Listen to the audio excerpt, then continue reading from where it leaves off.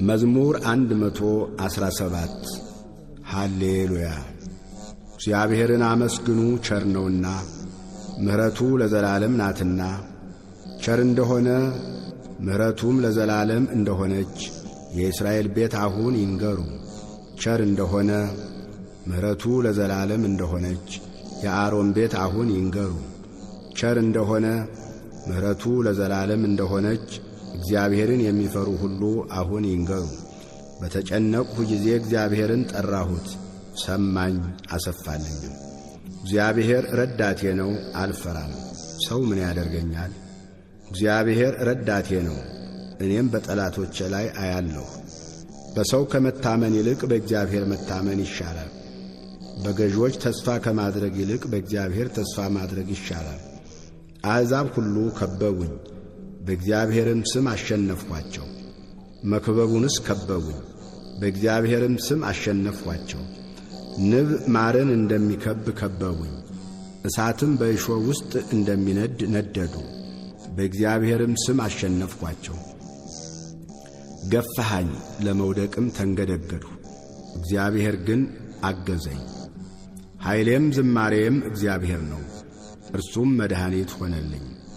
የእልልታና የመድኃኒት ድምፅ በጻድቃን ድንኳን ነው።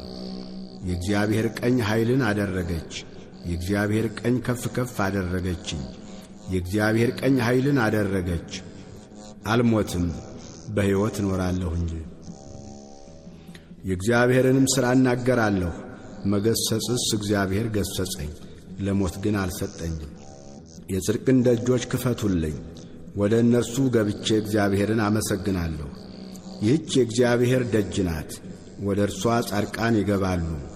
ሰምተኸኛልና መድኃኒትም ሆነኸኛልና አመሰግንሃለሁ። ግንበኞች የናቁት ድንጋይ እርሱ የማዕዘን ራስ ሆነ።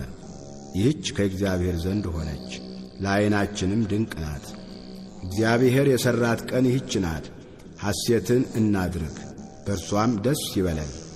አቤቱ እባክህ አሁን አድን፣ አቤቱ እባክህ አሁን አቅና። በእግዚአብሔር ስም የሚመጣ ቡሩክ ነው። ከእግዚአብሔር ቤት መረቅናችሁ። እግዚአብሔር አምላክ ነው፣ ለእኛም በራልን።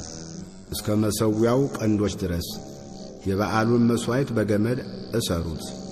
አንተ አምላኬ ነህ፣ አመሰግንህም አለሁ። አንተ አምላኬ ነህ፣ ከፍ ከፍ አደርግሃለሁ። ሰምተኸኛልና መድኃኒትም ሆነኸኛልና አመሰግንሃለሁ። እግዚአብሔርን አመስግኑ፣ ቸር ነውና ምሕረቱ ለዘላለም ነውና።